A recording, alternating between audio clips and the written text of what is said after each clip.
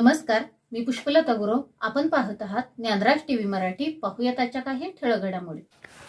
सावर्डे तालुका तासगाव येथील सुवर्णा दिलीप पाटील यांच्या अनुष्का व्हरायटी जात असणारी 1 एकर द्राक्षबाग अज्ञातांनी पेटवल्याचा संशय व्यक्त केला जात आहे.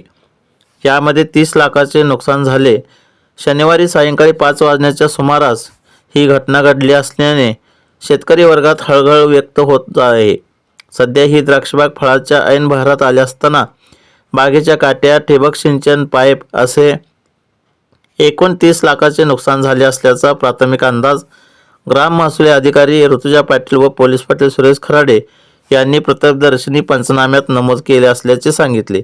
या घटनेची नोंद तासगाव पोलीस ठाण्यात फिर्यादी राहुल पाटील यांनी केली असून अज्ञाताविरोधात गुन्हा नोंदवला आहे. अधिक तपास तासगाव पोलीस करत आहेत.